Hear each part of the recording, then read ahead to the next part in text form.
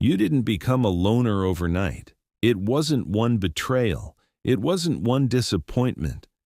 It was 1,000 tiny moments where you realized people don't always mean what they say, connections don't always feel safe, and being surrounded doesn't always mean being understood. So you stopped forcing conversations, stopped chasing attention, stopped explaining your silence, and somewhere between heartbreak and healing, you became comfortable alone. But here's the truth nobody tells you. Loneliness doesn't just change your lifestyle, it rewires your psychology. This is not a story about sadness. This is a story about transformation. The quiet, powerful, and sometimes dangerous psychology of becoming a loner. Every loner has an origin story. Not dramatic, not cinematic, just exhausting. It starts with emotional fatigue, trying to fit in rooms where your energy feels misplaced, smiling through conversations that feel forced, listening to people who only hear themselves. You give effort, you show loyalty, you offer understanding, but slowly you notice the imbalance. You're present for others, but rarely feel truly seen. And that's when exhaustion replaces enthusiasm. You stop reaching out first. You stop explaining how you feel. You stop expecting depth from shallow spaces. Loneliness doesn't arrive loudly. It arrives quietly, disguised as relief. At first, solitude feels like rejection. You wonder what you did wrong. You replay conversations. You question your worth. But with time, perspective changes. You realize not everyone deserves access to your energy. Not every bond deserves your vulnerability. Not every conversation deserves your authenticity. So loneliness stops feeling like exclusion and starts feeling like selection. You're no longer alone because you have no options. You're alone because you finally understand your value. And that realization is powerful and slightly dangerous. Because once you become selective, your circle shrinks dramatically. Most people fear silence. They fill it with noise, distractions, endless scrolling. But a loner experiences silence differently. Silence becomes a place of processing, a place where thoughts untangle themselves, a place where emotions don't need performance. In silence, you don't pretend, you don't impress, you don't compete, you simply exist. And that existence feels peaceful, almost addictive, because peace without external validation is rare, but silence also amplifies awareness, and awareness changes how you see the world. When you talk less, you notice more. This is where the loner's psychology begins to sharpen. You start reading between lines, noticing micro-expressions, detecting emotional inconsistencies. You observe the forced laughter, the strategic compliments, the hidden insecurity behind confidence. While others are busy being seen, you are busy understanding. This observation builds pattern recognition. You see cycles in behavior. You predict reactions. You understand motives before they're spoken. And suddenly, social interactions feel less mysterious and more mechanical. A critical transformation happens when you stop depending on others for emotional stability. You learn to comfort yourself, celebrate alone, process pain internally. This emotional independence feels empowering. No waiting for replies, no fear of abandonment, no emotional bargaining. You become stable within yourself. But independence has a shadow side. The more you rely on yourself, the harder it becomes to rely on anyone else. Trust becomes cautious. Vulnerability becomes selective. Attachment becomes rare. And that's how strength quietly turns into emotional distance.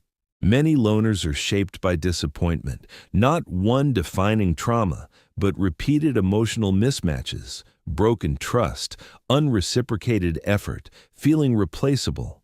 Pain forces introspection. Instead of blaming the world, you start analyzing yourself. You ask, why did this hurt? Why did I ignore red flags? Why did I give so much to people who gave little back? This internal questioning creates self-awareness. You understand your triggers, fears, and emotional patterns. While others distract themselves from discomfort, the loner studies it. And this self-study builds depth most people never develop. One unintended effect of loneliness is mystery. You share less, speak less, react less. People don't know what you think or feel, so they project their assumptions onto you. Some see confidence, some see sadness, some see arrogance, but very few see the truth. Mystery isn't about hiding, it's about emotional privacy. And emotional privacy creates psychological intrigue. People are drawn to what they cannot easily understand, but awareness has consequences. The same mind that observes deeply also thinks deeply. You replay interactions, analyze subtle changes in tone, imagine possible outcomes before they happen. Overthinking becomes a coping mechanism, a way to avoid future pain, a way to maintain emotional control. But overthinking also creates anxiety. You question sincerity. You anticipate disappointment. You struggle to relax in relationships. Protection slowly transforms into hypervigilance, and hypervigilance can feel isolating. Loners become protective of their energy. They avoid unnecessary conversations, limit social exposure, prioritize meaningful interactions. This selective engagement creates mental clarity. You think better, create better, decide better. While others feel socially drained, you feel mentally preserved. This energy conservation becomes a strategic advantage, especially in creative, intellectual, or introspective pursuits. The final stage of Part 1 is identity reconstruction. You stop defining yourself by social approval. You stop comparing your life to others. You stop measuring worth through popularity. Instead, you build identity internally through values, interests, self-reflection. You become someone who enjoys solitude, values depth, protects boundaries, and understands emotional complexity. And once that identity forms, loneliness no longer feels like absence. It feels like space to grow, think, and exist authentically. But every transformation has a darker evolution. What happens when solitude becomes detachment, when emotional independence turns into emotional numbness, when observation replaces connection? Emotional detachment doesn't mean you stop feeling. It means you stop showing. You learn to stay calm during conflict, hide disappointment behind neutrality, mask hurt with indifference. This emotional control feels powerful. No visible weakness, no emotional exposure. But suppressed emotions don't disappear. They settle quietly beneath the surface. And over time, emotional control can blur into emotional numbness. People are used to emotional transparency. They expect reactions, expressions, validation. But a detached loner offers none of that. You don't overshare. You don't chase approval. You don't react impulsively. This unpredictability creates discomfort. Some perceive confidence, some perceive coldness, some feel challenged by your independence. Because the hardest person to manipulate is the one who doesn't emotionally depend on you.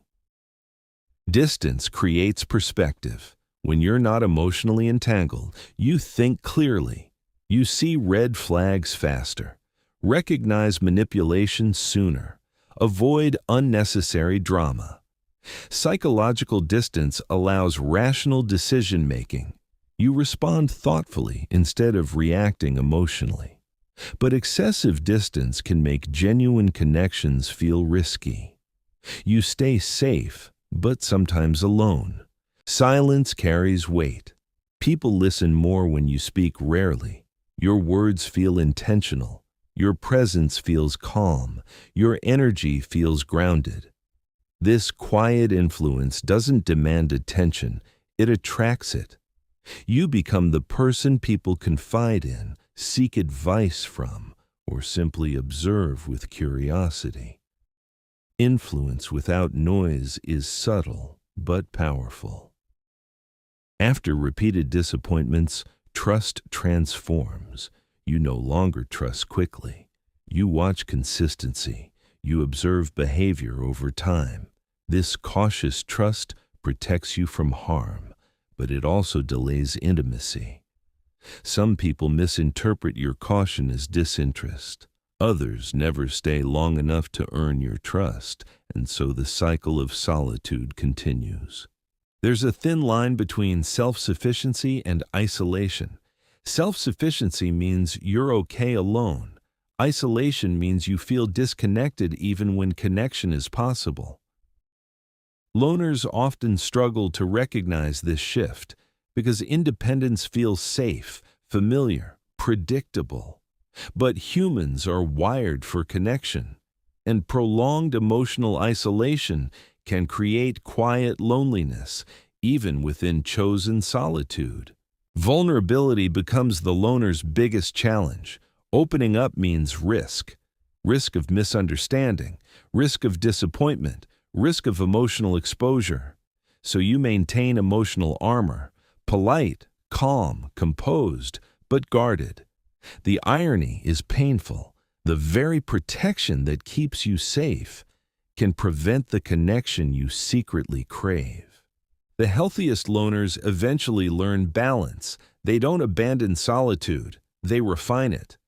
They choose meaningful relationships, maintain boundaries, allow selective vulnerability, value quality over quantity. Balanced solitude isn't about isolation, it's about intentional connection. You stay rooted in yourself, while still allowing space for others.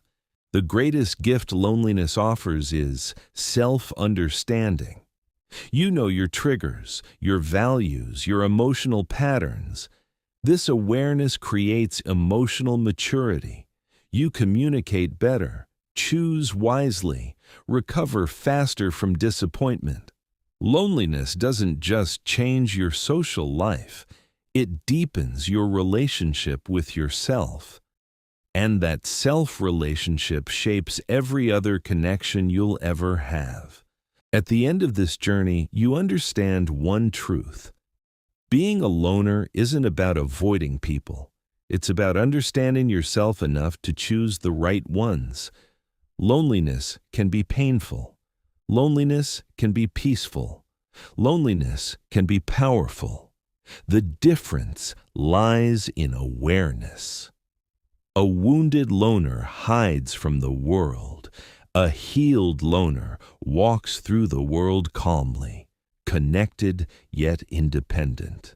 If you're a loner, remember this. Your silence isn't emptiness. Your distance isn't weakness. Your solitude isn't failure. It's a phase of understanding, a space for growth, a quiet transformation shaping who you are becoming. But don't let solitude turn into permanent walls. Let it be a place you return to, not a place you're trapped in. Because the strongest people aren't those who avoid connection, but those who can stand alone without fear and still choose connection without losing themselves.